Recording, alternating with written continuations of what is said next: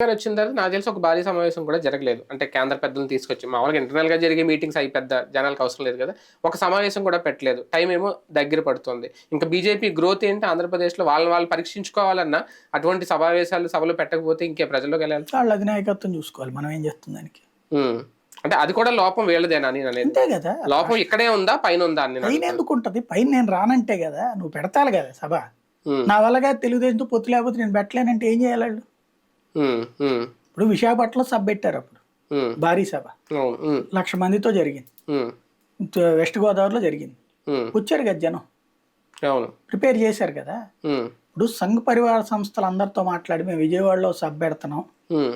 ఓ 50,000 మందిని పోగేస్తాం. హ్మ్. లేకపోతే విశాఖపట్నంలో సభ పెడతాం. 1,00,000 మందిని పోగేస్తాం అని మీరంటే హ్మ్. వస్తారు. హ్మ్. అప్పుడు సంఘ పరివార్ నుంచి ఇదిగో విహెచ్పి నుంచి ఎంతమంది వస్తారు, ఏబీవీపీ నుంచి ఎంతమంది వస్తారు, హ్మ్.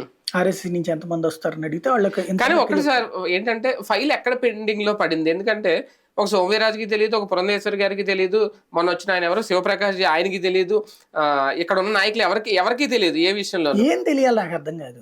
అసలు పొత్తు ఉంటుందా లేదా, మనం ఎందుకంటారు సింగిల్ అది? కి వెళ్ళాలా లేదా?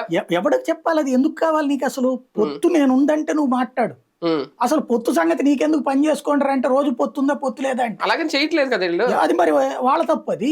ఉమ్, నీ పని నువ్వు చేసుకోరా బాబు 175 చోట్ల అప్లికేషన్ తీసుకో అని చెప్పాక ఉమ్, నువ్వు ఆ 10 మందిని రోజు మీటింగ్ లెటర్ అని చెప్పడం మానేసేసి ఉమ్, ఉమ్, పొత్తు ఉండదా పొత్తు లేదా పొత్తు ఉండదా పొత్తు లేదా ఈ లిస్ట్ చూసు పొత్తు ఉండదా పొత్తు లేదా అని వాళ్ళని అడిగితే ఉమ్. ఎట్టుంటది? రాష్ట్ర బీజేపీ నాయకత్వాన్ని కూడా టీడీపీ నడిపిస్తుందా? చంద్రబాబు గారు హయాంలోనే వెళ్తుందా? ఆయనతో కలిసి తెలుగుదేశం ఉండాలనే పార్టీ కోరుకుంటుందా? నడిపిస్తుంది అనుకోను కానీ ఉమ్. తెలుగుదేశం పార్టీతో కలవాలని కోరుకుంటున్నారు వాళ్ళు.